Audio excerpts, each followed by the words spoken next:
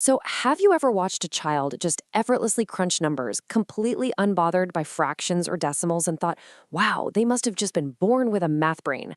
Well, today, in this explainer, we are diving into some fascinating source material that completely debunks this myth of innate mathematical genius. What we found is absolutely going to fundamentally change how you view intelligence, how we learn, and what it actually takes to cultivate true brilliance. I mean, is math brilliance just magic, or is it some raw, unteachable talent you either have or you don't? The research we're unpacking today shows that creating a math genius isn't about casting spells, and it's certainly not about winning the genetic lottery. Not at all. It is entirely rooted in highly accessible, everyday habits. It's really about the environment you create and the practices you instill on a daily basis, rather than some predetermined skill set someone is supposedly just born with. All right, let's dive right into this and kick off our countdown. Coming in at number 3, make maths part of everyday life. Whenever we hear the word math, we almost automatically picture it happening strictly within the four walls of a classroom, right? We picture kids staring at a whiteboard or quietly scribbling away in a workbook. But the sources highlight a really stark contrast. The absolute best, most impactful lessons actually happen in real life. Imagine having a child calculate the change while you're shopping at the grocery store, or having them measure out the exact quantities of ingredients when you're baking a cake together. Even just calculating travel times and distances while you're sitting in the car. You're literally turning the whole world into an interactive math lab. And honestly, the best lessons just don't always happen sitting at a desk. The psychological benefit of this kind of real-world exposure is just massive. It means numbers stop being scary and they start actually making sense. Think about it. How intimidating can a totally abstract equation on a piece of paper be to a young mind? Very. But when kids see math applied to tangible situations, like making sure they get the exact right amount of coins back from a cashier, or watching flour perfectly fill up a measuring cup, it actively removes that fear factor. It builds a practical, intuitive comprehension that proves exactly why math matters in their actual everyday lives. All right, moving on to our next major strategy. Number 2, encourage problem solving, not just answers. And this brilliantly illustrates a crucial shift we need to make.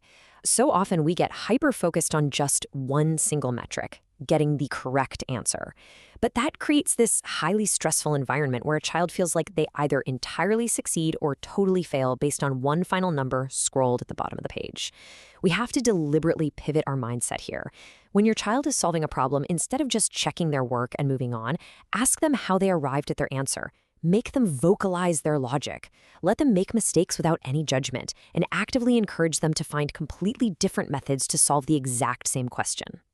Because when you focus on the process rather than just that final number, you are developing incredibly powerful process-oriented skills. We're talking critical thinking, creativity, and some serious confidence.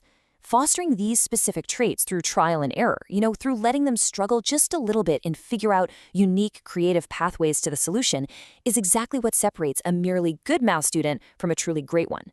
A genius isn't someone who never makes a mistake. A genius is someone who has the confidence to navigate right through a mistake and figure out exactly why it happened. And here we are, we've reached the very top of our countdown. Number 1, read maths every day. Now, you might expect the ultimate secret here to be hours and hours of grueling, tear-filled study sessions, but the research points to a much, much more manageable number, just 15 to 20 minutes. That's it. Consistent daily engagement is literally the absolute biggest predictor of long-term math success. It's not the occasional intensive hours-long tutoring session. It is this brief daily habit. You don't need a massive, intimidating block of time. You just need daily intentionality. So, the crucial point is, how do you actually maximize those 15 to 20 minutes to get the absolute maximum benefit? Well, the sources recommend bite-sized activities. Mental maths, puzzles, times tables, and maths games. It really doesn't have to be some boring worksheet. A quick, engaging math game or a really challenging puzzle keeps their brain active, and crucially, it makes learning feel like play. Doing these simple, focused activities every single day can dramatically improve a child's numerical ability over time. Which brings us to this incredibly powerful quote, straight from the material: consistency beats cramming every single time. Let me deliver that to you one more time with the emphasis it really deserves. Because if you take away absolutely nothing else from this explainer today, you must remember this. Consistency beats cramming every single time. You simply cannot cram brilliance into a child's brain the night before a big math test. It just doesn't work like that. It is the steady, daily drip of 15 to 20 minutes of math engagement that actually builds long-lasting genius.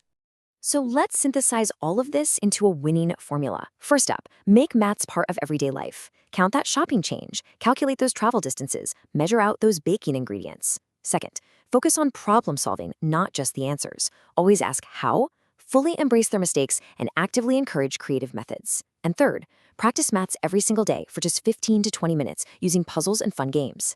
If you are a parent, a guardian, or an educator, this is your highly practical, empowering roadmap. Implement these 3 steps consistently, and I promise you, the results will absolutely follow. So, we end our explainer today with this final provocative thought. Are you ready to raise the next maths genius? You now know with total certainty that it's not about relying on some sort of genetic magic, and it's certainly not about endless hours of stress and anxiety. It is entirely about simple, structured, everyday habits. Real-world application, a deep focus on the creative process, and consistent, bite-sized daily practice. The tools to unlock this brilliance are right there, in your kitchen, in your car, and in your daily routines.